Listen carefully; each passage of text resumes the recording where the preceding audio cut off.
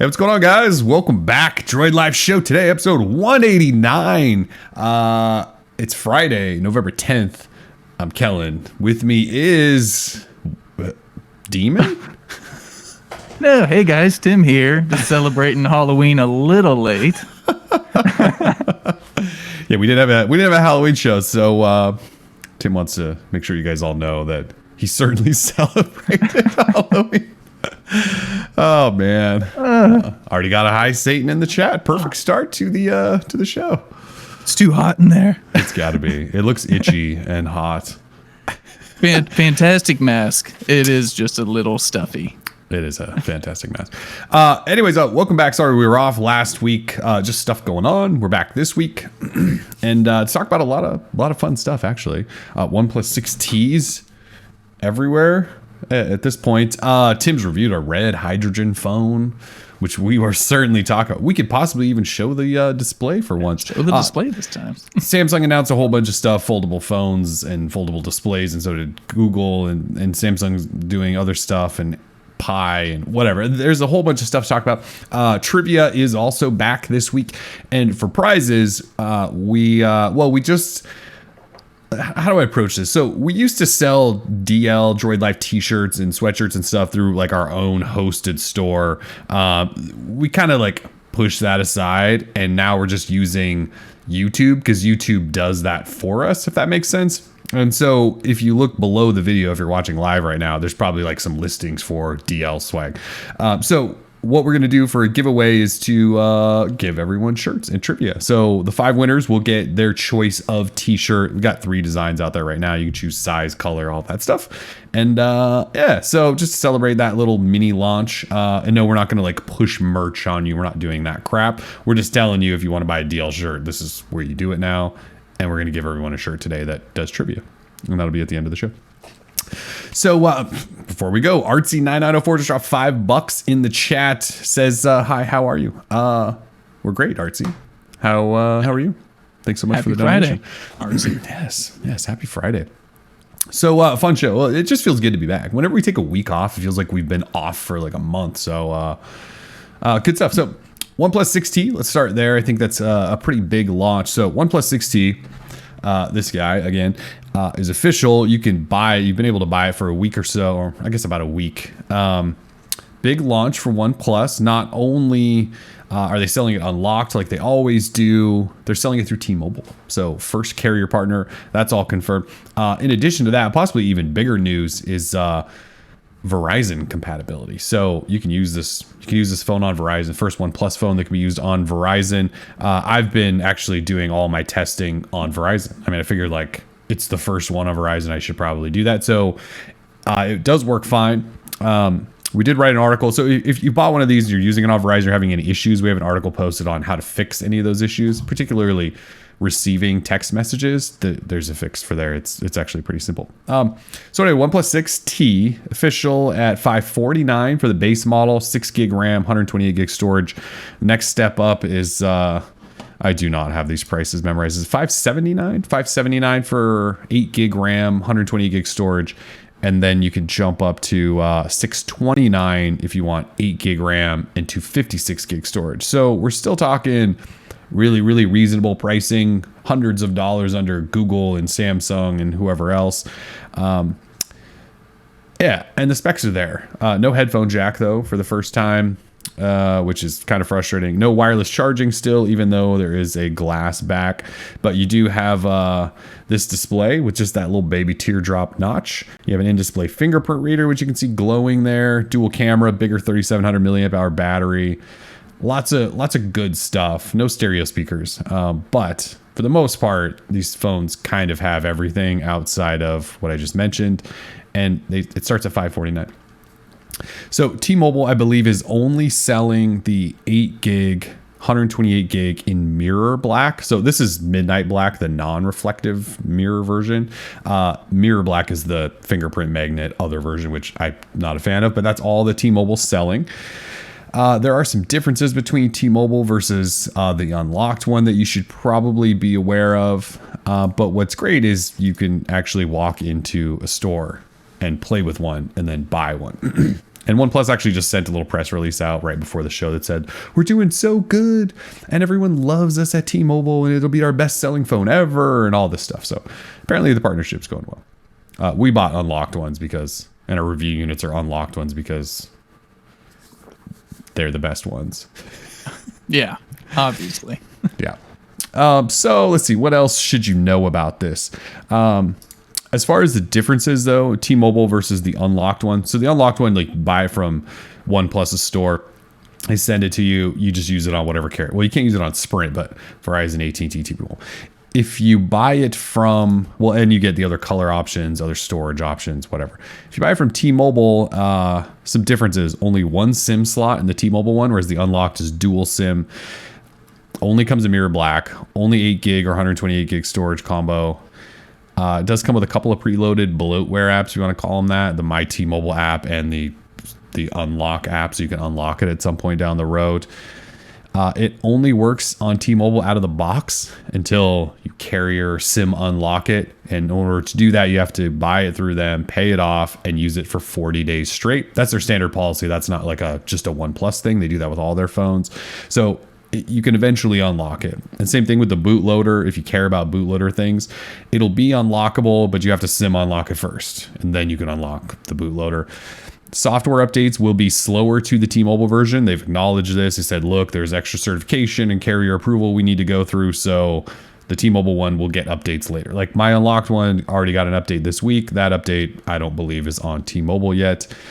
In terms of betas, because OnePlus does software betas for their phones, T-Mobile, no betas. So there are some differences here.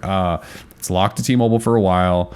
No betas, software slight delay. I mean, we're not talking like 2-month delay, I don't think. Probably will just be a few weeks, but you still don't get the stuff right away. But you can trade in a phone, where you could trade in a phone and get like $300 off at one point. There's opportunity there for them to do promotions to make the OnePlus 6T even cheaper than it already is. So there's some bonuses, also some negatives, just so everyone's aware.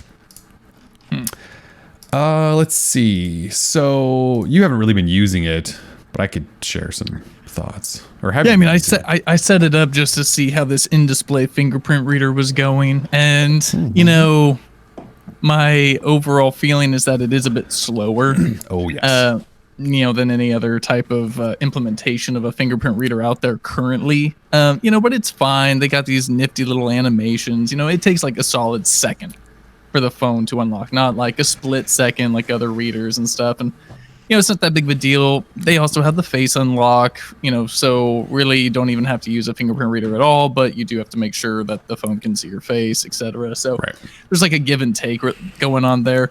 Other than that, you know, it acts a lot like the OnePlus 6 after it got Pi. Yeah. I'm really liking the software from what I've experienced so far. I mean, really, the camera experience is pretty much just the same. So, but that teardrop baby notch, it looks very nice. I mean, coming from the Pixel 3 XL, it's like I've got a whole other half of a display to work with.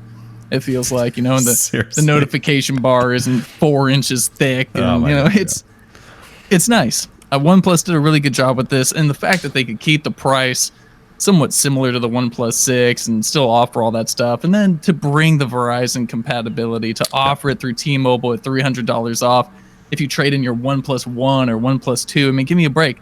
These types of things are unheard of. So I am positive that a lot of people picked up this phone just because of like all this stuff, you know, the accessibility that they had to it. So far, very nice. I'm finally home. I just got back from a trip to SDC, which we'll talk about, but I'm going to set it up. I'm going to use it, and then we'll go from there. Yeah, I've been on it for most of the week, or about a week now. Mostly just positive things to say about it. I haven't done a ton of camera testing, and that's partly because the camera doesn't really excite me that much coming from the Pixel 3. I know that's maybe not fair to OnePlus, but we know that Google's Pixel 3 camera is like the best in the business, and we know this is basically the same camera that was in the 6, which was fine. But Google has some magic going on. And so when you switch to somebody else, you just kind of go, all right, well, it's not going to be that great. I'm not going to be as excited to take pictures. Whatever. We'll get there. The in-display fingerprint reader is solid, and I kind of like using it. But but you have to, there's like some special setup you have to do. Like you definitely need to turn on the lift to wake phone stuff, because then it opens up. And so every time you grab the phone, it's ready for you to unlock. Otherwise, you would have to like tap on the screen or hit the button, power button to wake it, to then lock it. And that's like an extra step that when it was on the back, you didn't have, right? You just put your finger on there and unlocked it. So you kind of have to set it up properly in order to get the most out of it. It misfires all the time in dark lighting situations. I think, like, I don't know the technical aspects behind it. I probably should, but I think it uses light, right, to like read your finger and all that stuff, right? Yes. So when you're in a dark room, the whole screen like zips like bright light at you because it's trying to read your finger, right? So it doesn't work. So number one, that's blinding in dark situations, which sucks.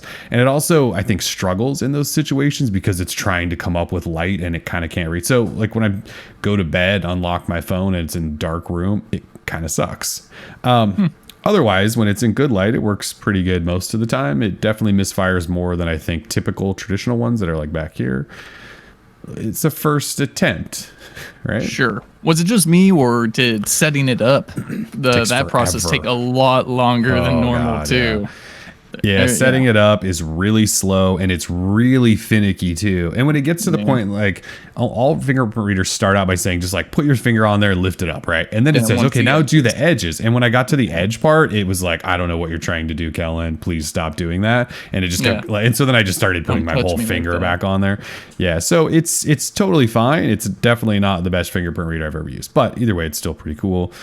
Software and performance and all that stuff, it's OnePlus, and it's pretty great. It's always been pretty great from them. You can see I'm using normal old school navigation. I cannot stand their swipe gestures, and I know I'm probably in the minority there. And their Google version of the swipe gesture thing also is kind of wonky, so I'm actually just using traditional navigation buttons. But yeah, I like it. Battery life. Yesterday I posted this picture on Twitter that showed that I hadn't plugged my phone in like 33 hours or something like that, and I still had 20-some% battery left, and I only had 4 hours of screen on time, so I must not have been hammering on it for 2 days. But that's basically day and a half, 2-day battery life, which is really good. So battery life on this phone has been fantastic, and that's with the Verizon SIM in, and I get terrible service at my house on Verizon. So I like the phone. The value is just incredible at $550, $579. You really kind of can't beat it. And if you're a Verizon customer and you're looking for the best value, you should just buy this. You shouldn't. I mean, you could get a discounted Galaxy S9 possibly, but this OnePlus phone it's pretty damn good. I don't know how much money OnePlus has to sort of market things, but could you imagine once Apple has, if they ever go this route, they say, Face ID, man. But if they ever go in-display fingerprint reader, the marketing behind that, I mean, I can just see them painting a picture, like you got the phone, then they put the finger on, the phone unlocks. And he was like, holy crap, it's like in the display. They'll think this is like game-changing stuff. And here's OnePlus. They've done it. It's available. We've been talking about this for years from Samsung, but OnePlus beat them, at least here in the U.S. Yeah. And you feel like you got to market this thing, man. Like you got to let people know it's available on a U.S. carrier. Yeah. Like I feel like they need to start. Have you seen a commercial or anything? I mean, I haven't watched. I've never seen a OnePlus commercial. I mean, like for this one, right? Yeah. Like is T-Mobile pushing it on TV? I have no idea. If anyone's seen a T-Mobile commercial for this phone, I'd just be curious. Highly unlikely. I'm sure Apple will put an in-display fingerprint reader in it at some point, and they'll act like they just changed the world. Yeah, I think they kind of have to. I think that's where the market's going. I think everyone will probably do it next year. Not towards the facial unlocking tech instead. There's some people who would argue with you on this very I think phones should have both. I mean, I think you should have a choice. I know Apple doesn't like giving you choices, but I think you should have choice in that. I'm fine with choice. Yeah. It just seems like Apple says, no. Yeah, and they've got a couple of years, but they'll reintroduce then and go, look what we did. We changed the game. Bertzer asks, going Pixel 3 or OnePlus for daily phone after this? Well, once all is said and done, it's got to be Pixel, right? Yeah. Just for the camera. I'm pretty sure. Yeah, I'm pretty sure I'll go back to Pixel 3, and that's exactly it for the camera. The camera, especially once Google introduces that night sight officially and stuff, like that's just crazy. So John just dropped a 50. What was this again? You know what this is. Come on. I do not know what this is. SEK. Swedish Krona. What? Swedish Krona from John. 50. Says great show as usual. Keep it up. Thanks so much for the donation. Thank you, John. Yeah, appreciate that. Yeah. So the OnePlus 6T is really, really good. And there's a chance, because I typically carry 2 SIMs or keep 2 SIMs active, Verizon and T-Mobile. There's a good chance it'll have a SIM in it all the time. So as this phone over here dies or I want to use it for a day, so it'll still get plenty of use more than likely. But it's going to be between these Pixel 3 and this is going forward, especially because now we're not going to have new phones for probably a while till Samsung does whatever. So yeah, this leads to very cool things, right? Because this system is an optical system, meaning it uses a camera, etc., and a light source to flash the light on your finger. Then the optical sensor reads your fingerprint. This means that they can put cameras, when this technology is improved, means they can put cameras under the display to say for facial unlocking. So things are only going to get cooler, I think, right? I think the fingerprint stuff is just the beginning of what we'll see in terms of how compact, like, you can make a phone, right? If you're putting everything under the display, say these front cameras on the Pixel didn't need to have their own notch and could just be under the display. I mean, that's God, I hope we get there someday. Yeah. That'd be pretty dope. So I hope we get there someday. Yeah. This is the start of something cool, I think. So I'm down. And OnePlus did a really nice job with this phone. I will give them that credit. So it's really cool not to have any sort of fingerprint thing on a phone. Like, look how clean the backside is. Like, there's nothing there. It's just a logo and a camera. Looks super clean. And on the front, you still got I mean, it is really cool. I can't wait to see people continue to push this sort of idea, the in-display, hide everything under there, that sort of thing. Yeah, Tavares in the chat says, silly Droid Life. You silly boys. When Apple reintroduces fingerprint readers, you'll be able to touch any part of the phone to unlock it. See, now, that would be cool. I kind of doubt it, but that would be cool. I mean, hey, you never know. Things are getting crazy, man. They are getting crazy. I mean, that would be cool if somebody introduced. I don't know that there's actually that technology out there. I know there's technology where, like, the bottom portion of a screen, I think you can put your finger anywhere. So maybe Apple will do that. And I guess you don't need it to be the top half. So you're right. Yeah. Apple will probably wait till that, and they'll buy the company who makes the best one and not tell anyone, and then they'll implement it, and then everyone will be 7 years behind them again or something. It's fine. That'd be dope. That's fine. OnePlus 6T, you can buy it now. If you buy it through OnePlus, it'll ship pretty quickly, and T-Mobile has them in stock. But yeah, if you want the midnight, not the mirror black, you have to go online. Oh, and China has like a new purple color that's exclusive. So if you don't like mirror midnight black, you may want to wait a little bit. OnePlus typically introduces new colors throughout the year. So in like 2 weeks, we'll probably get red or white or blue or who knows what. Yeah. Damn. Do you want to tell everyone what you think about the red hydrogen one? Oh, all right. Yeah. Moving right along into the pit of fire. Everything holographic. Holographic. Yeah. Definitely not a hologram. So here's the phone. Oh my God, the display. That I wasn't able to talk to you about. Let me see if I can pull up Red Player here, which is the Red-made application that allows you to view pictures that are in H4V, holographic 4 view for those who don't know. Good. This phone was said to be, here it is. Oh my God. Can you see the, oh, look at that. Look at that it's shift. It's amazing. I can totally see all the holographic content. Yes. It blows your mind. No, it actually hurts your eyes, and I think it gives you brain cancer. I think every single person that used it said it hurts their eyes. Yeah. I mean, I obviously used it for a bit, and at first it definitely hurt my eyes. I was like, okay, I have a headache now. This is awesome. I gave it to my girlfriend. She got a headache. I was like, okay, this is cool. I talked to PR people who work for the carriers who were selling this phone. They said their eyes hurt. So this is great. Either way, I'm not a huge fan of this whole, like, cloak and dagger thing that Red's got going on. You know, they hid the phone. They said, no, don't show off the display. You can't talk about it. You can't give any impressions about it or anything. You can just show the back. Just show the back, or you can show it with the display off. That leads me to believe that they weren't very confident from the start for the product that they were going to offer. Not only that, this phone is being marketed sort of like it's a module thing, right? You got the pins on the back so you can add different modules, say for a camera or a whatever. And that stuff isn't ready. So the performance through my time using the device with the Snapdragon 835, that shouldn't matter. The performance was really terrible. The software was in desperate need of some optimization going on. The dual 12 megapixel rear-facing cameras were there Is was Red a something, camera company? Red is a camera company. Oh. However, you know, all their $50,000 cameras are made in the U.S., while these, of course, were, you know, Somewhere. licensed out, you know, contracted out to someone else.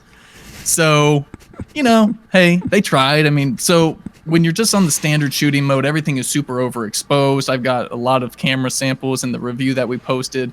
You'll see for yourself that the camera, it doesn't even come close.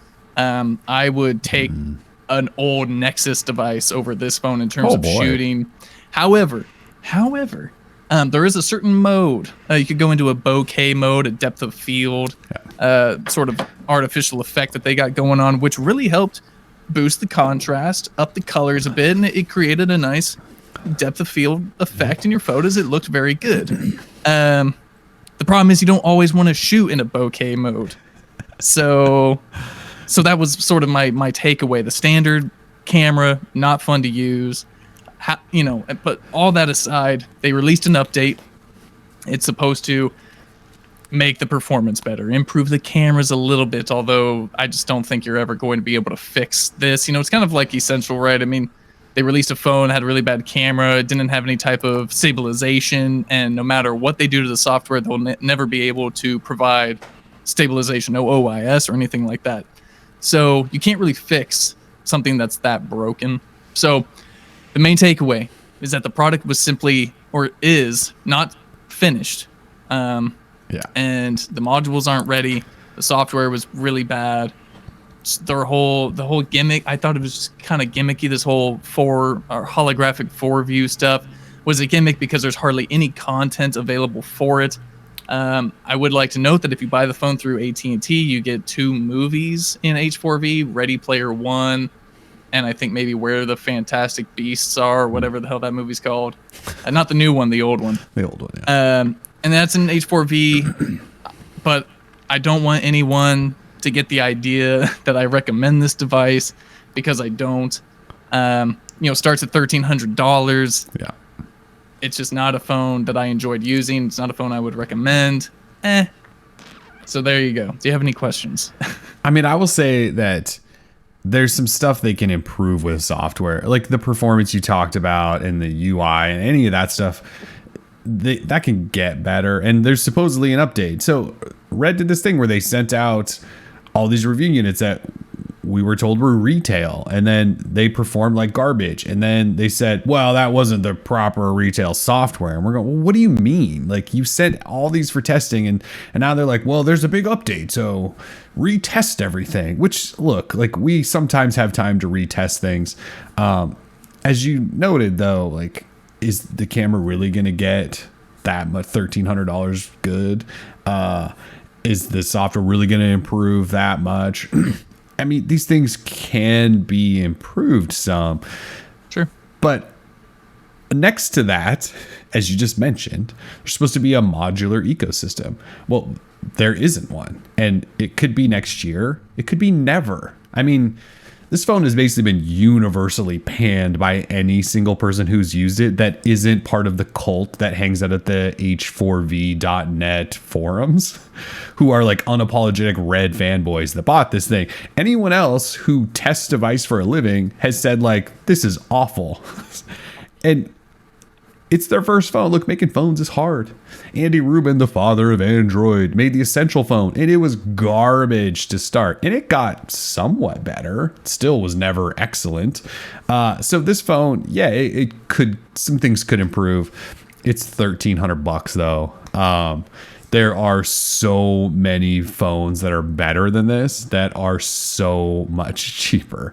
So look, if you want to buy this phone, that means you love red. I guess that's like number one, right? You just love red. And you truly believe that they will do everything in their power to make this a $1,300 phone, including build out modular accessories.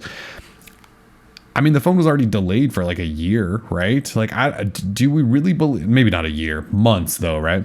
I just don't know that I believe they will, or if they do, the time it takes to improve it, I don't know that that's worth it. And like you mentioned, it's running a Snapdragon 835, which yeah, should run fine still today, but in a year when there's mods, that processor's now 2 years old, and we're talking like.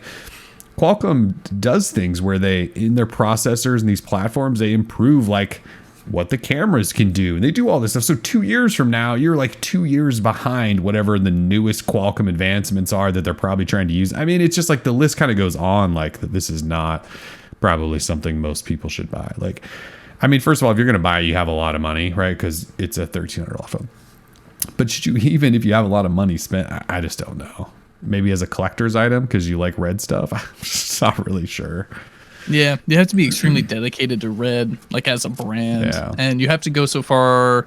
You have to be willing to attack any journalist or blogger that says it's a bad phone. You know, we've seen from the H4Vuser.net team forum that they'll go after people publicly on Twitter. If you bash their phone or speak ill of it, they'll come after you. And that's not a good look. No. So that just kind of keeps me away from it all. That's why I'm glad this is a safe space and I can talk about how I feel about red freely. Just wait till it gets shared over at the H4Vuser.net/GeoCities goes up. And yeah, it'll be fun. They're quite the crowd. They are quite the crowd over there. Yeah. The Red Army. Red Army. The Red Army. Yeah. Hashtag Red Army. That's right. Yep. Interesting group, man. We hung out in their forums for a while, just lurking, and it was quite the show. It's a dangerous place. It's a dangerous place. It was quite the place. All right, so you're saying maybe don't buy the red hydrogen. Well, you could buy it at AT&T and Verizon. Actually, I need to say this for a second. How is it that these guys talked both Verizon and AT&T into partnering to sell this? Like, we've talked about how like LG got passed over with some phones at AT&T and HTC can't get. And look, HTC's been bad for a while, but they make good phones. But neither of these carriers want to carry them. Motorola's kind of slipped. Sony can't get in the door. All these major actual phone companies can't get on these two carriers. And Red, who has never made a phone before, throws this thing out there, and both of these carriers, and they've put some promotional money behind this because I've actually seen this thing, and I just want to know, who is it? Is it just Jannard? Is he the guy? Like, he pitched it to Verizon, AT&T, and they were like, oh yeah, we definitely got to have. It's just crazy to think that this phone is actually sold at carrier places. Baffling. Yeah. As Rick says, Red gets Verizon and AT&T. Huawei gets banned. Yeah, pretty much, man. Poor Huawei. And, you know, I went into this being an optimist. Of course, Kellen, the ever so pessimist. I thought this phone was going to kick butt. I was like, oh, dude, we're talking like holographic displays. Like, this is Red. This is probably going to have the best camera ever in a smartphone. It's $1,300. It has to be awesome. But damn it, I was so wrong. At least at my time of reviewing, you know, with the old prototype software. And that was the thing, you know, there was a lot of mixed messaging going on as to what the phone we had. And I was debating, do I even review this thing? And then, nope, they kept saying, nope, that's a retail unit. And then Red would say, no, it's prototype. No, it's not. It came in like the nicest retail packaging from AT&T and stuff. It's legit. So either way. The messaging we got on it was very, very, very confusing. And And then the after like reaction back. Oh no, hey, no, you got to do it again. I don't know that we have time to do it again, guys. Like you told us this was fine. Now this. I kind of like, okay, I don't want to say I like the design. What I will give them credit for is they did something totally different. It's totally a red looking product. I actually don't hate it. Like, it's just different. So I will give them some credit for that. I actually kind of think it's cool in a weird sort of old school the face, old school droid way. But you mentioned the camera. The only focus they should have had was not on this stupid display, because 3D displays have been done and they all failed because they're all garbage and they hurt everyone's eyes. This was like, that ship sailed like how many years ago? Like, because everyone tried it. They should have just tried to put the most badass camera ever in a phone. They're a camera company and they shipped a camera that's like, I mean, it's certainly not even OnePlus 6T level. We're talking probably what? Moto G6 level? I don't know, Moto Z3 level? I'm not really sure. It's not even close to being top tier. That should have been the focus. You're red. You're a camera company. Instead, you focused on a 4V gimmick that hurts everyone's eyes. You can't show anyone. It still hurts everyone's eyes. Should have made a badass camera. Then we would be talking about it. If they were like, no, we're going to make the most badass smartphone camera you've ever seen, and then delivered somewhat close to that, it would have been in the conversation. What a weird thing. What a weird thing. I can't even compare the camera experience to anything from this year, because everything from this year just beats it so badly. That's why, I'm thinking like maybe Nexus 4 or like Galaxy Nexus. Like, of course. 4. Of course. Galaxy. Oh my God. Like, the pictures, of course, are more detailed. However, the way the software, goes for white balance and contrast and detail, and the way it overexposes things is just something like a 2012 phone would do. So that's so funny. Yeah, it just sucks. But right, a lot of people are, hey, just throw the Google camera APK on it. Like, this isn't my daily driver. I'm not gonna do that. It's like, nah, I'm good. Yeah, you shouldn't. Your $1,300 phone shouldn't need a side-loaded Google camera app in order to be good. That's not what a user should have to do. I know that is an option. This is Android. That is an option. You can go install another app from the Play Store or whatever too. But like, when we test things, we test the stuff they give us, because there's them saying this is the best experience. So the people who are going to do that are the people who are desperate to get the value out of the phone that spent $1,300 on it, and to realize that the camera is really bad, and the software was really bad too. Like, there was no pro mode. They said, "Oh, pro mode's coming." I think it's in the update finally. It's like there wasn't even a pro mode. There was just a lot of things that I couldn't even really get into because it was just so it was like half baked. Yeah, it seems pretty unfinished. Yeah, Flosserelli says, Tim, send it to me and I'll put the Google camera APK on it. Man, if I could, I would. I don't care. Bertzer wants a red versus essential phone camera battle. That's funny. That would be pretty good, actually. Yeah, I kind of like that idea. And like, what other, like, can I find a Galaxy Nexus or a Nexus 4 and then do like a blind test? We should definitely do that. We could do that. OG Droid. All right. Anything else to say about the red phone? No, absolutely nothing. Okay. All right, let's talk Samsung. Samsung had a developer conference this week. Tim was there. Indeed. They didn't show anything amazing that he could get his hands. Well, the One UI stuff we'll talk about, but the reason we were actually there is because they kept saying we're going to show our foldable phone off and maybe announce it or present it or do something. So they did, sort of. That was a letdown. Yeah, and then they talked about some specs and kind of how it'll work, and then Google also announced that this, actually right before Samsung did, announce support for foldable devices, official Android support. We also learned in the last week that LG possibly will show something foldable at CES, and then Samsung also revealed kind of their their roadmap for displays in the future, which do include notches. We'll talk about that in a second. So anyways, let's talk about this foldable phone, right? So the only reason anyone was really paying attention to outside of Samsung blogs was this foldable stuff, because they've been hyping it for how many years? I don't even know. And they finally showed something. They walked out on, so they talked about a bunch of stuff. They saved it for the last minute. They went through their Bixby speaker, Galaxy Home, which we thought we were going to learn more details about, but there wasn't any. They just said we're letting Bixby or third-party people access Bixby now, which, whatever. And then they talked about their speaker for a second, but they still didn't announce pricing or when you can buy the thing, which is, I thought we were going to get that, because this Bixby speaker has also been in the works for about 2 years, I think, at least. Anyway, they talked about that. No new news around that. Then they got to this foldable thing. So it is called the display is called the Infinity Flex officially. The display is called Infinity Flex. It does indeed fold. When the guy came out to show it on stage, they basically turned the lights off. So there was a light in the back from the screen that he was presenting in front of, and then they turned the lights down. And so he pulls his phone out, and they did that so you couldn't see any sort of outside anything. All you could see is the display glowing, right? And there's this little display up front, and then he unfolds it to a bigger display. And again, you couldn't see the device. And then he said, look, I can't show you everything. It's in a case. We don't want you to see. There's actually a cool device underneath this case. And it basically just like this block that they unfolded. And that was it.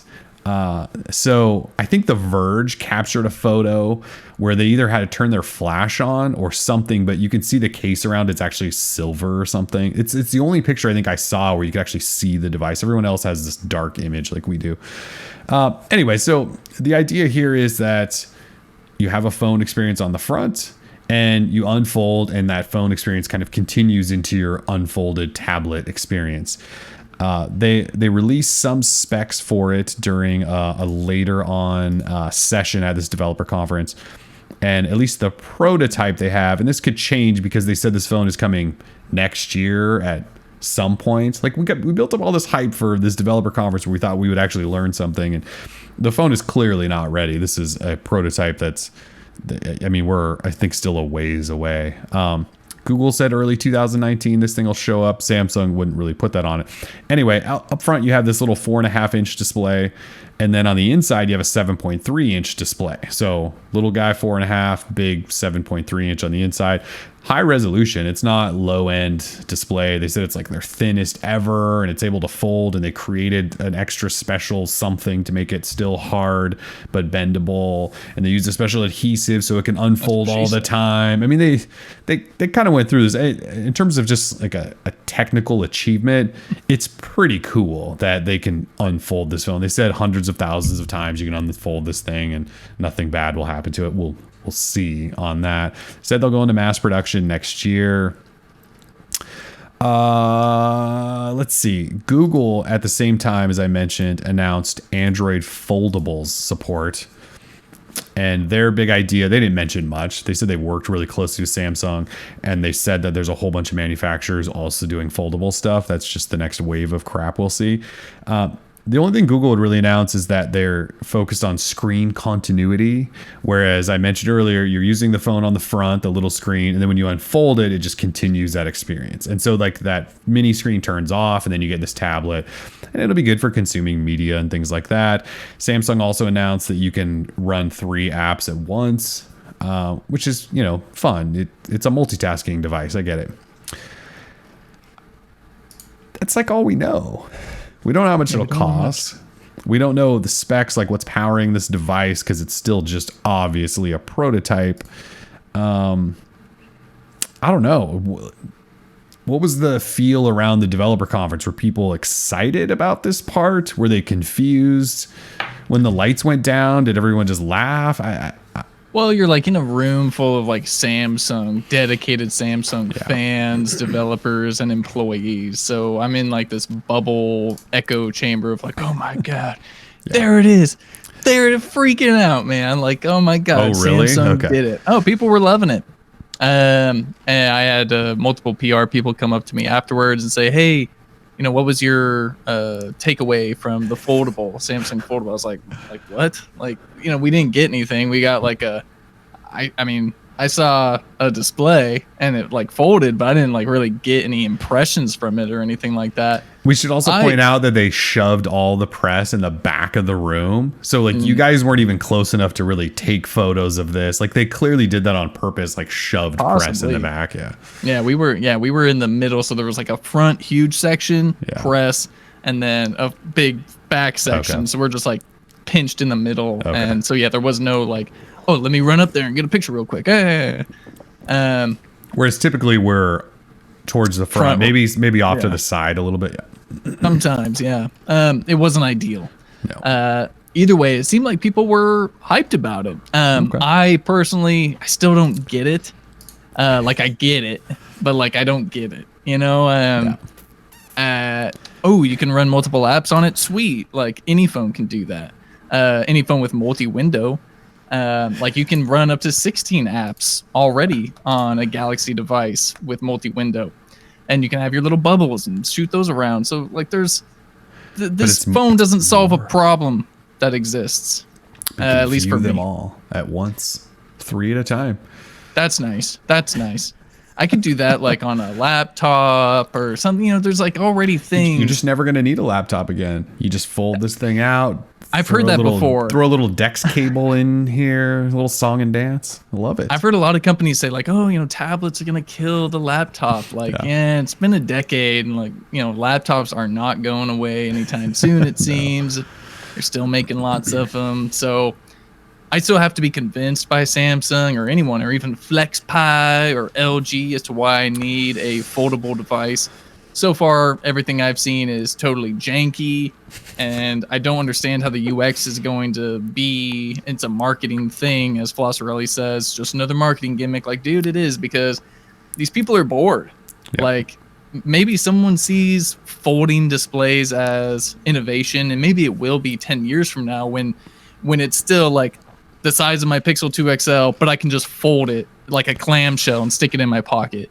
Like I don't need the outside to have a display too, and so fold this, and then it's like a pager, and then I fold it out into an actual phone. Like, maybe 10 years from now, and the tech is even better. We've scaled everything down, and that'd be cool. But right now, I don't want this.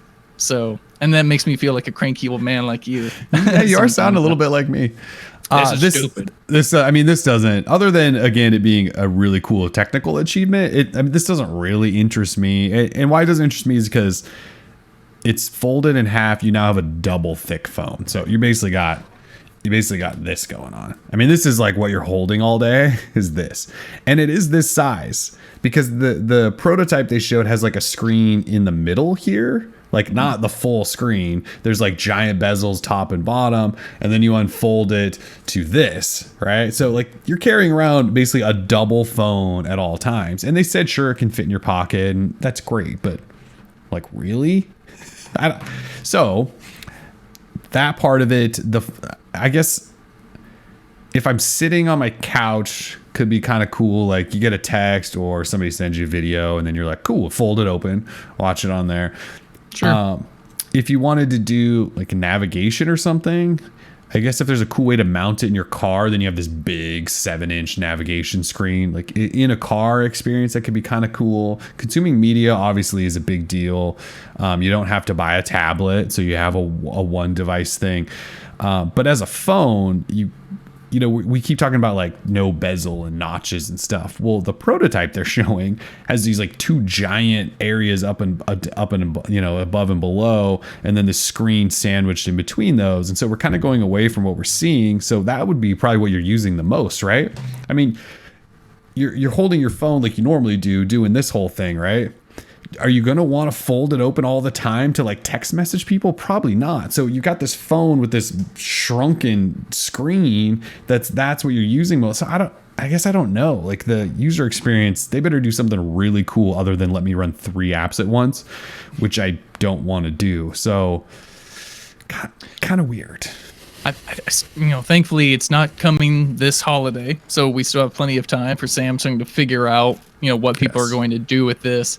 But then just taking a step back, I really miss Steve Jobs, and I miss the quotes that he could have potentially provided given the current climate of these trends. What would Steve Jobs have thought about notches, or what would he have thought about folding devices? I'm extremely curious. He called Droid X or what, the Hummer, and that's just like a fantastic. It's pretty funny. Way. Exactly. So, what would his take be on notches and folding phones? Yeah, I'm dying to know. Obviously, the industry is we're a little frozen. We're 2 years into the sort of big all display front thing, and the next step was notches is where everyone went. And then once we move beyond notches, then where do we go? We have full display and we've achieved that. So what's next? Clearly this is where people want to try to go. They need to keep innovating, and they think folding out into a tablet may be that. Sure. I guess I just need to be sold on if this will really improve my life. And again, I don't want a double thick phone. I don't want that. I want a normal phone that maybe folds out. If you could do that. And then we're talking battery life too, right? Because 7-inch display needs a lot of juice. So a big two battery. That's true. 2 displays. How thick is this thing? So they gotta sell me on this, because right now I don't know that I fully see it. And it's clear that this is really early still, even though they're trying to show this off. Like, Google announced foldable support, which for them is probably not that big a deal. They're like, look, all we have to do is create some sort of handover from the front display to the back, and then allow apps to expand to whatever, which apps pretty much do already. So Google probably doesn't have to do that much work. Samsung's got to sell us on why this is a thing. So they didn't show that. All they said was you can run 3 apps at once. Well, I don't give a shit about that. Yeah. So, people are talking about the how fragile a device like this could be, if you got hinges and whatever, but that's sort of like the case. I don't think about things from that regard, just because every phone is like that, like if I drop my phone, it's going to break. If I drop my laptop, it's going to break. So just assume that if you drop this phone or this tablet thing, it's going to break. And also assume that it's going to be extremely expensive. We've heard reports that it could be like $1,500, etc. But we don't know. But we just have to assume it's going to be expensive. It's going to be like a niche thing where it's just like kind of testing the waters. Samsung, we heard a report that Samsung isn't expecting to sell millions of these, Right. So just assume it's going to break if you drop it. Assume it's going to be expensive to replace, etc. Just assume the worst in terms of all that. Yeah. So. They also did announce that this will lead to rollable displays, stretchable displays. Samsung does some cool stuff in terms of display stuff. So they talked about kind of where this will lead, and they've been working on it forever. And again, it's cool. Cool. I'm not sure that I see the supreme value in a foldable phone. But again, they could totally prove me wrong. Maybe it'll show up as a final product, and I'll go, ooh, I need that. Give me that. Yeah. As of right now, I'll just kind of keep those expectations low. Yeah. To give everyone like a point of reference for pricing, I didn't discover anything. But I learned today that the FlexPi, the first to market foldable device, is on sale right now for $1,300. So, and that's 128 gig. If you want 256, it's $1,500. And this is Royal FlexPi we're talking about. Yeah. So imagine the Samsung brand markup and the time they put into things. So just assume it's going to be like 1,500 plus. So period. Yeah, it's going to be. It's not going to be cheap. No. And FlexPi is like, it's not the greatest looking thing ever, but it's basically the same thing, kind of. Although it's a kind of a different concept, but it folds. So yeah deal with that. It's going to be expensive. So LG is rumored to, actually it was EvLeaks. EvLeaks said that he believes LG will show off their own foldable device at CES. So at CES in second week or whatever of January, LG is doing one of the keynotes. Actually, I think it might be their first keynote ever, potentially. And so when companies do keynotes, they often try to talk about something big. So LG possibly will show off a foldable device. So LG is probably going to do it. I thought I saw a rumor that Huawei was maybe doing it. Everyone's going to do this, right? At least all the big companies will probably try it just in case, just like they did with tablets, just like they did with watches, just like they do with everything, right? To see what sticks. So if Samsung doesn't show anything before then, LG might show one of the first like working devices. Maybe that's not just a dumb prototype. Either way, that's a CES, so that's unlikely. A little less than 2 months from now. Yeah, about 2 months. Actually, about 2 months from today. Damn. All right, so related news out of developer conference. One more display point. So Samsung, as they were leading up to this flexible display or the Infinity Flex, they showed off 4 prototype designs or concept designs. One called Infinity U, one called Infinity V, one called Infinity O, and then one called, weirdly, New Infinity. So the only reason I point these out is U and V are both notch designs. So Samsung so far has not done notches on phones. The Infinity U basically looks like the Essential phone's notch, just a little mini dip. And the Infinity V is the same thing, but it's more of a V-shaped notch. And then the Infinity O looks more like a circle cutout of it, rather than a notch dropping down, kind of a circle cutout, which we've heard rumors of people possibly doing. Well, there was like I still don't know if that render's real, but I think it was an Oppo phone or something that had cutouts for the camera in the display. So that could be what's next. And the New Infinity is a fully notchless, we're assuming all screen concept. They didn't want to talk much about them. They just said, these are coming. We can't wait to tell you more. Look, the notch thing, I don't really care. It doesn't really bother me that much, other than I like making fun of the fact that they make fun of other people's stuff and now they're possibly doing it too. But if we're getting towards this vision and Samsung has a roadmap of mini notch to cutout to no notch, that's exciting if we ever think we're going to get out of this whole notch phase. So Samsung will probably be the one to make that happen, and it sure seems like they have some ideas at hand. So kind of exciting and also hilarious. For current products, because we think you guys might care about these, Samsung showed off TouchWiz UI level 12 or something, and it's called One UI, the Samsung One UI. The One UI is basically Android Pie, and then they reskinned it to their own liking. I certainly have some thoughts on One UI. Number one, though, it'll roll out as a beta starting this month in November. So if you own a Galaxy S9, S9 Plus, or Note 9, you'll be able to test this. I'd imagine that's going to happen really soon, but you'll be able to test this One UI Android Pie beta, and then it'll arrive in January stable. So Project Treble, not doing anything for Samsung, clearly. Or is January like a month or so before they did Oreo last year? I can't remember. Either way, Project Treble not really killing the game like we thought. Anyway, so One UI, you went hands-on with Samsung's One UI. What do you think about Samsung's One? What is Samsung's One UI?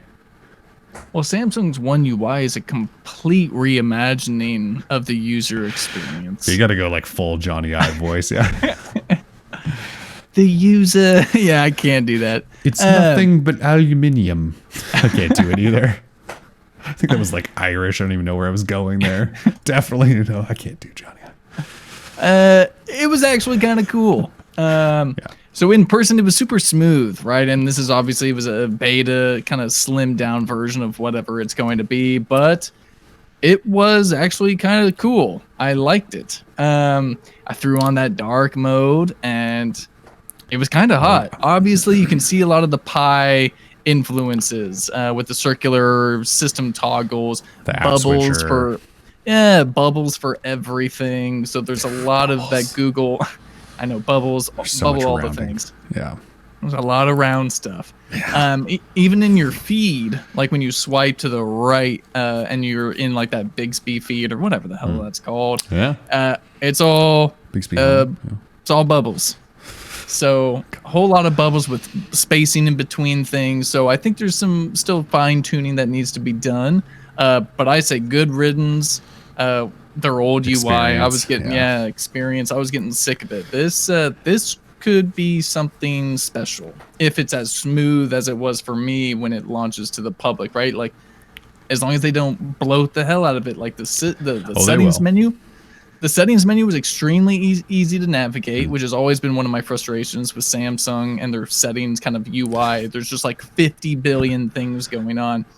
It was very pixel-like, right? Because it was very Android Pie. Yeah. So far, I like what I see. Of course, there's always little things you can change. But One UI is it's kind of dope. Now let's hear your hot take on it. It actually looks pretty good. The only thing I don't like is the overuse of rounding bubbly things. Sure. Particularly, I think the swipe to the left thing that you're talking about, it looks like they're now calling it take a look. Is that what that is? I think you have a picture of it.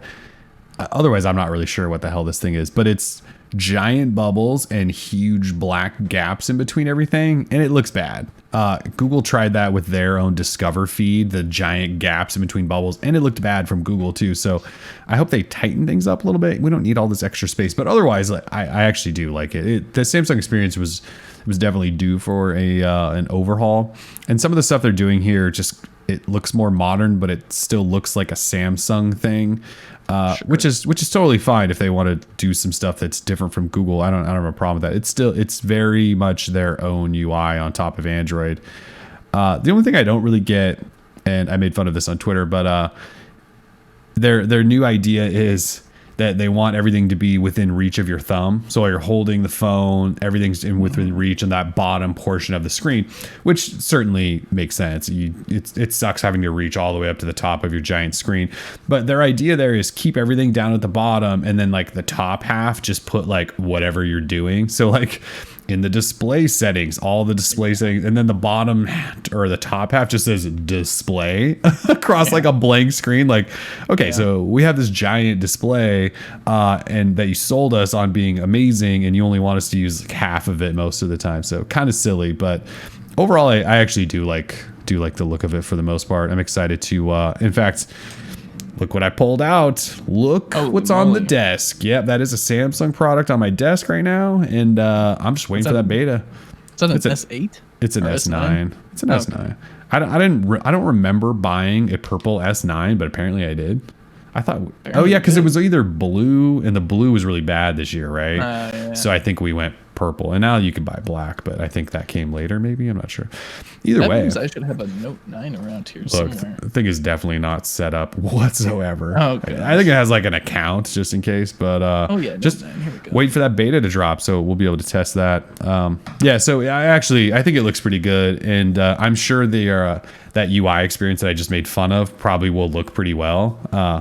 It'll probably work pretty well because everything will be in reach, and you won't have to reach up top, which is actually kind of fun, but very exciting. So beta rolls out soon. S9, S9 Plus, Note 9.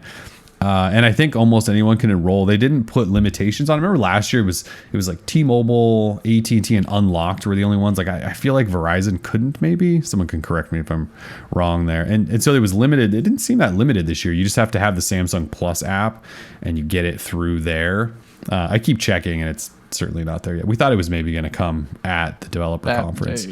Yeah. So we're waiting. We'll let you guys know when that's here. But look, look, it got a Samsung product on my desk, so that's big news. Big things coming from Samsung. Nice. And then January, and then I believe it's coming to the S8. I can't imagine it wouldn't. And then whatever Samsung announces next, S10 or foldable things, we'll get it then too. Yeah, good stuff. Let's see quickly the newest Wear OS watch. I feel like we've had some good Wear OS update news on shows lately. This one actually I think is really great. Fossil Sport has been announced. It is the second Snapdragon Wear 3100 watch, second to this guy here, old Mont Blanc. Yeah, that's right. So Fossil Sport though, hundreds and hundreds cheaper. $255 is the price for this thing. I think it looks great. For a Wear OS watch, $255 is Obviously, that's not stupid cheap. It's not $150, but it's a good price, kind of around that Samsung pricing. Actually, a little bit lower, maybe. It has everything. It's got everything you want. Yeah, heart rate monitor, NFC, GPS, that Snapdragon Wear 3100. 2 different sizes, 18 millimeter watch bands or 22 millimeter watch bands. Comes in a bunch of different fun colors if you're into that. They'll sell you a bunch of bands you can swap out. It kind of has everything, and it's $255. I mean, I have too many of these stupid watches, so I don't necessarily need one. But if I was like, hey, I want a smartwatch, I'd probably buy that one. If I was going to go Wear OS, I'd probably, I don't know what color. There's a bunch of kind of goofy colors, but it looks nice. They're not talking anything crazy battery life wise. And this is probably something I will write up and trash the Snapdragon Wear 3100, but they're saying 24-hour battery life. And then if you switch to the watch only mode that the Wear 3100 does, you get like another 2 days. But like, who wants to use a dumb smartwatch in watch only mode? Like, I think that is one of the dumbest features they could possibly introduce, but that's a rant for another day. You could buy this thing right now, and or pre-order. Is it pre-order right now? I suppose so. I think it might be pre-order for now. Yeah, you might be right. But it's like extremely soon. Like launch. Shipping in a day or something, probably, right? Something or if you're in like that, NYC today, can't you go check it out in New York City today or something like that? You can, I think, until the 10th. Yeah. So if you're in NYC, go check this bad boy out. Excuse me. I'm looking. No, it looks like I can buy the thing right now. There's like a black... Yeah, it's available. I was just gonna say. I was like, let me look, and yeah, it is available now. It's been a long week, but yes, available now. And it does look cool. Like the red one looks kind of dope. It actually looks pretty sweet. Yeah. So this is I'm trying to see if there's any near me. Not finding any near me. Dang. Yeah, so this is what we were hoping to see when the Snapdragon Wear 3100 came out, that we'd get this new wave of watches that might be great. This is kind of the first sign that may actually happen. It's got everything you need. Could totally be your Wear OS watch of the future. It could be. Yeah. All right. Summit 2. I did review this thing. I don't really want to spend too much time on it because I've talked about it enough already, but this is a really good Wear OS watch. Nothing special about it other than it looks really nice. Battery life is just like any other Wear OS watch that runs the Snapdragon Wear 2100. Like I said, if you want to flip it into watch mode, it has that because it runs the 3100. Who wants to turn their smartwatch into a dumb watch, which I just said, so I don't know why you would do that. Obviously, if you're in a pinch and the thing's about to die and you don't have a charger and you want to still have a watch to know the time, I get why you would do that. But when they say it has like 3 to 5 to 7 to 10 day battery life in watch only mode, like why the hell would you do that? Why would you turn on watch only mode in a smartwatch and wear that for like a week? That's just stupid. So that's a dumb feature. One of the features that will come is the sport mode, which you could put in sport mode and run like an ultra marathon and it'll last for 12 hours. That sounds great. That's just not available yet. And I think manufacturers will get to choose, if they even want to allow that mode. So there's no guarantee that this watch will get it, or that although Fossil Sport, I'd imagine it'll get the sport mode when that comes out. So look, this is a really nice watch. It's also stupidly expensive, and you shouldn't buy it unless you just have lots of money to spend on watches. Then sure, you'll be happy. It's the display's nice, the design's great, whatever. Yeah, that's kind of my take there. I think it looks awesome. It is a really nice watch. Although I will say the Huawei Watch 2 Classic, this guy right here, if you need a smartwatch, just buy this one when it goes down in price to like $150. I still wear this a lot. It battery life is the same as this Mont Blanc. The display is great. It has NFC.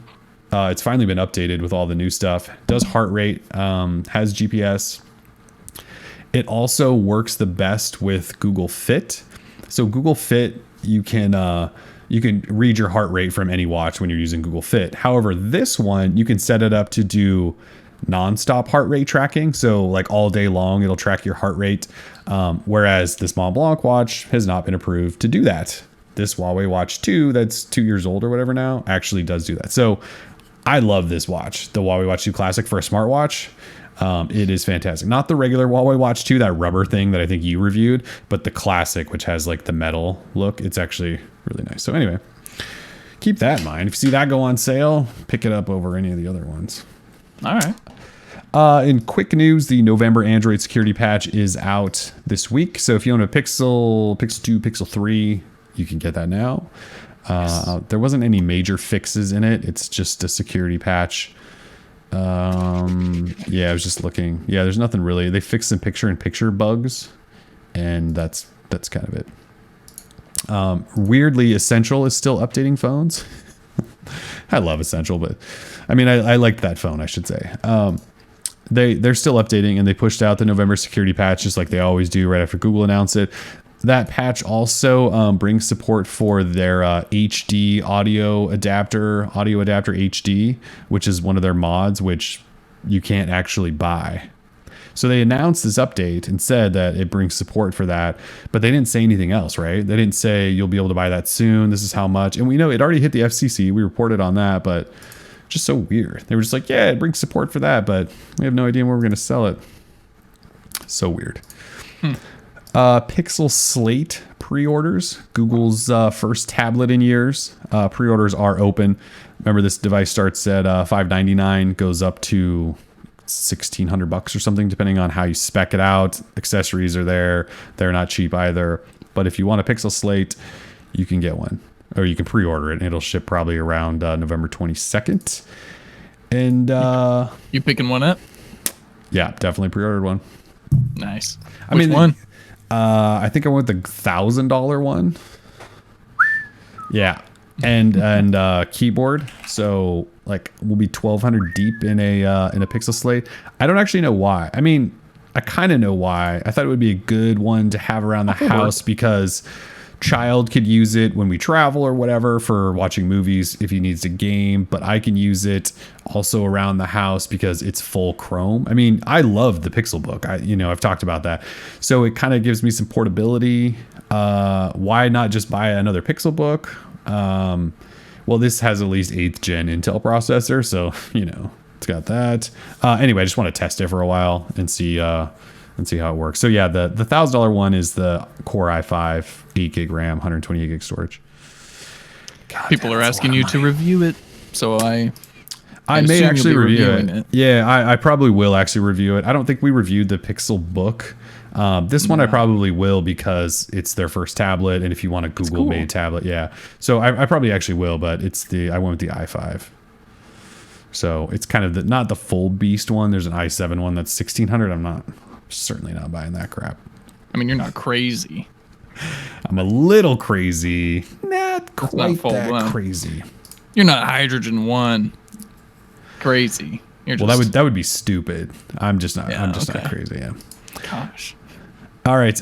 Final topic, and then we'll do trivia. Google also had its own little developer conference this week called the Android Dev Summit. That's where they announced the foldable stuff. And they held a specific session, and this is more just comical than anything. They held a specific session called The Cost of a Pixel Color. And the topic was light and dark apps, and whether or not light apps are worse on battery than dark apps. And shockingly, Google discovered that lots of white in an app is not great for battery life, if you can believe that. I'm pretty sure the world has been telling Google this and everyone else this for, I mean, how long have we been running dark themes? Since the OG Droid days? I mean, dark themes were like the hotness because we all assumed they helped in battery life. And Google admitted it in 2018 after updating all of their apps to a white theme, that maybe white wasn't such a great idea. And they actually they had a slide that said, like, after they went through this, it said, guess which color we've been pushing you to use? Hey, white. So now Google's pushing dark themes everywhere, and they showed a bunch of data that said, like, yeah, dark themes are great on battery life. And I'm just going, what the? Like, Google, you've been pushing white since, well, Material Design got here, and even more so in the last year, and you didn't think there was an impact on battery life with that? Like, you just had no idea? So anyways, Google now understands in 2018 that dark apps are actually good on battery life. I mean, bravo to whoever put the research in there. I mean, you got to be kidding me. Like, there's this slide that's like a YouTube video playback, and they have regular YouTube with the white up, and then the dark mode, and there's like at 100% brightness, there's a 43% decrease in power consumption in dark mode. I mean, of course, Google.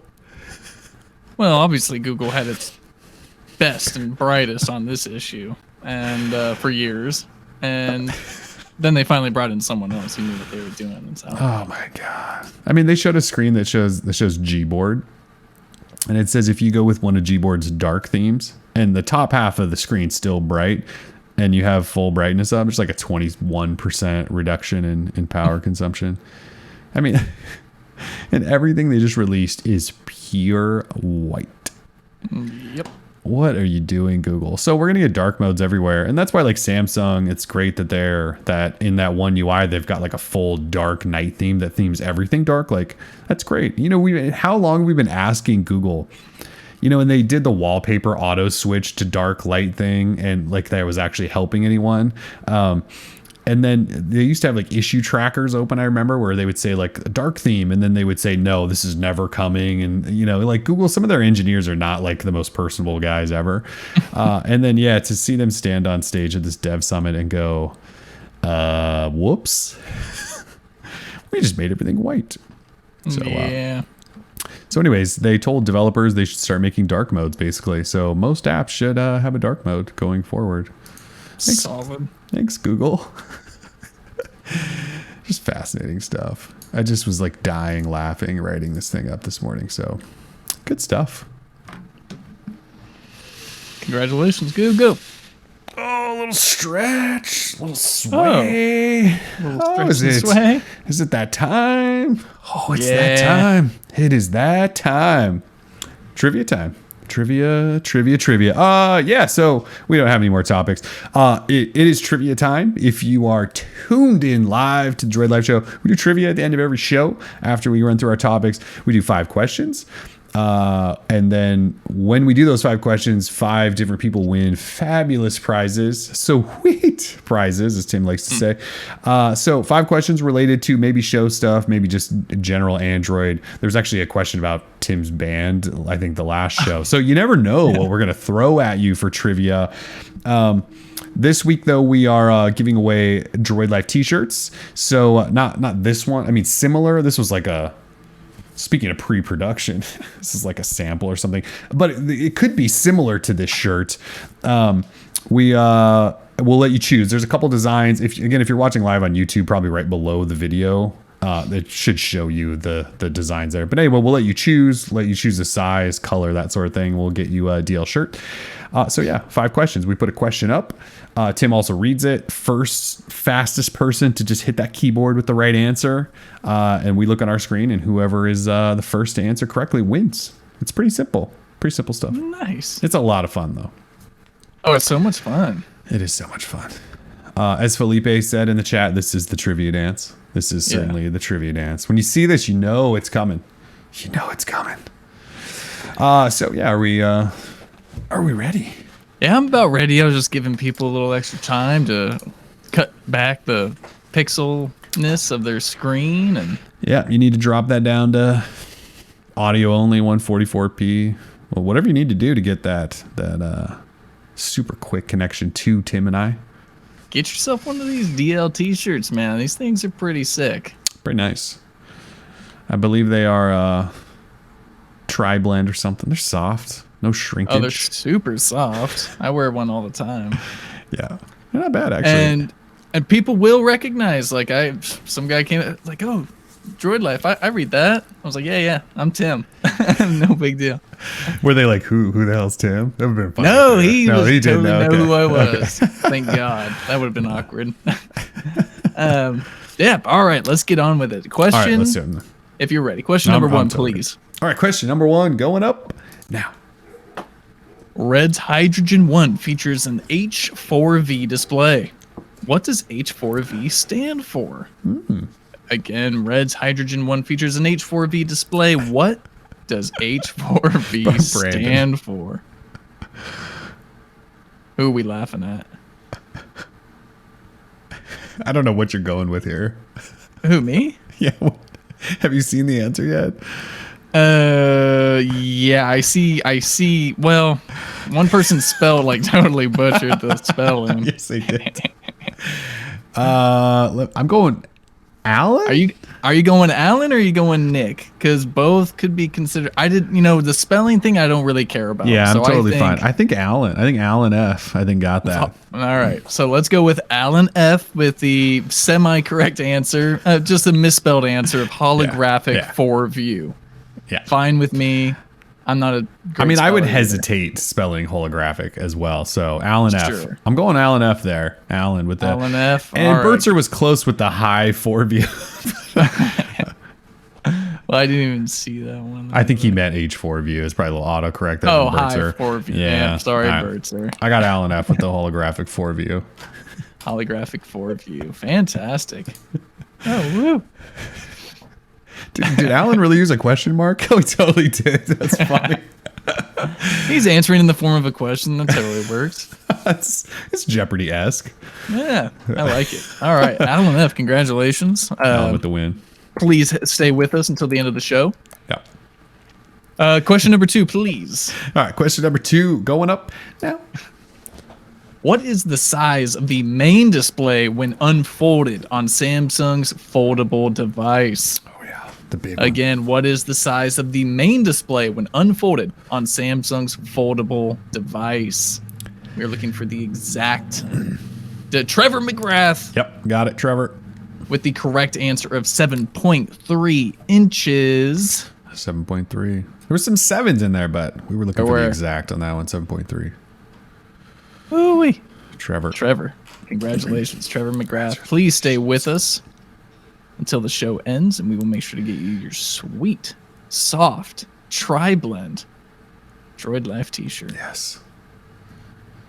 Trevor McGrath. I want to make sure I spelled that right. Yep, got it. Yep. All right, let's go. Question number 3, please. Question number 3 going up now.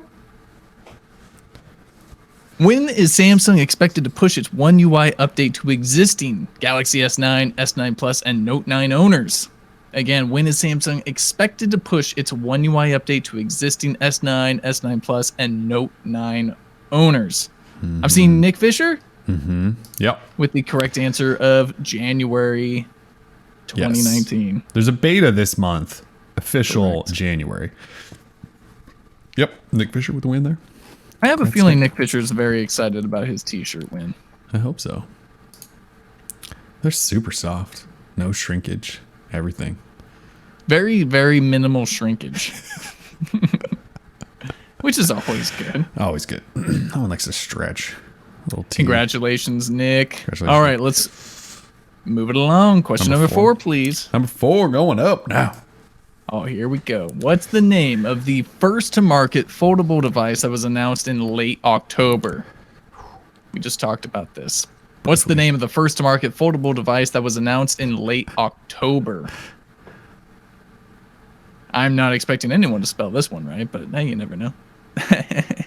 Crap. I mean, Scott's got the incorrect spelling, but he's right with the we're gonna go with it. Scott Washington with the misspelled answer of FlexPi. It is FLEXPAI. Yes. But yeah, FlexPi works for me. Congratulations to Scott Washington. Yeah. We're not being strict on the spelling today because there's some weird stuff out there. Yeah. Scott Washington with FlexPi. I saw a pie in there, but no flex. We at least got to have like the word. Respin was right behind Scott with flex space pie, but Scott was in there first. Yep. Very close. That was a close one. That's right. All right, man. We're already at the end. Just cooking right through them. Damn it. This one should be fun. Yeah, I mean, so get your Google machines ready, folks. This could be a toughie. It took me kind of a bit to find this one. People are dropping the Ajit pie. Oh. Pie. All right, let's go. Question number 5. Question number 5 going up now. What Chinese manufacturing firm is believed to be the makers of the OnePlus 6T's optical fingerprint reader? Oh, God. Again, what Chinese manufacturing firm is believed to be the makers of the OnePlus 6T's optical fingerprint reader? I think we might be here for a while. It's totally possible. I'm just going to keep my eyes on the chat. People just I'm throwing seeing out Synaptics, Oppo, Sony, Foxconn, Huawei. I think people are misspelling things on purpose. I'm not seeing the correct answer here. Richard Radner just says, "Who the hell knows?" Yeah. I mean, hey, Google, we allow Google, and there's no time limit here. We could be here all day while we wait for the correct answer. We're just hanging out, yeah. Yeah, I'm chilling.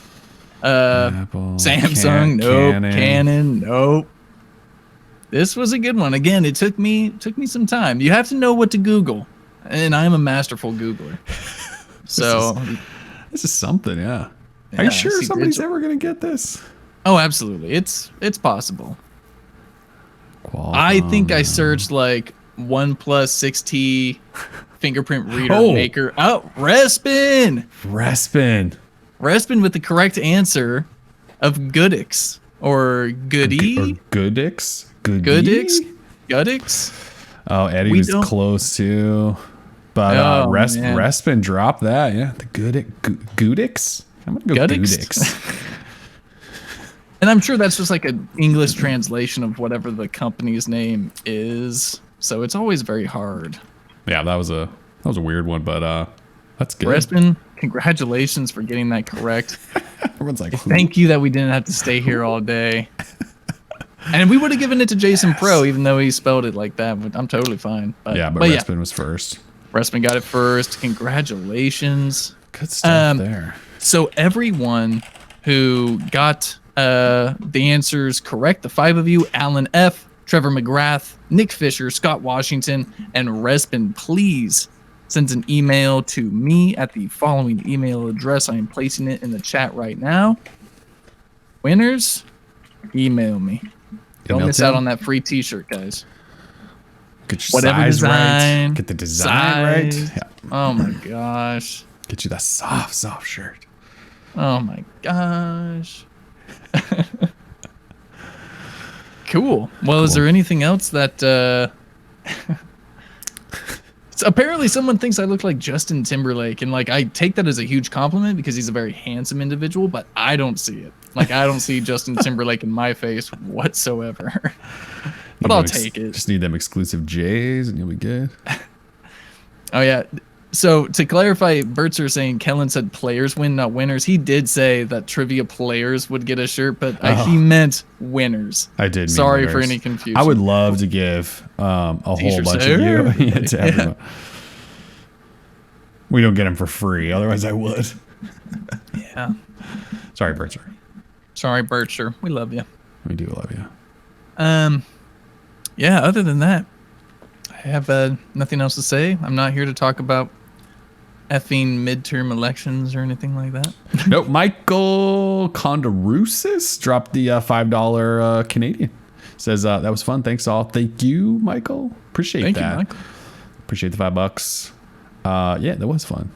It was a good show. Absolutely. It's good to be back. It always feels weird. We take like 1 week off. It feels like we're gone. Miss you guys. Miss Bertzer in the Sony chat. Miss the same people winning every week because they have like the most elite internet connections ever. So elite. We will not be here next week. Just FYI. That is correct. Yeah, I might just show up by myself. Oh, that'd be dope. You start doing like when you're gone or I'm gone, just do like a guest on the show, just chat with whoever. I don't know who the hell that would be, but I like that. Get Ron back in here. That'd be cool. We'll look into this. Birds are all taking medium. Pretty funny. All right, cool. Well, yeah, I got nothing else. Thanks so much, everyone, for solo show Q&A. Could always do a Q&A solo show. That's true. That's true. I don't mind just BSing by myself with you guys. We'll see. We'll see. All right, thanks for joining us. OnePlus 6T review should be up next week, in case you're waiting for that. And I think that's it. Yeah. Have a safe weekend, Thanks everyone. for joining us. Yep. Peace. Peace.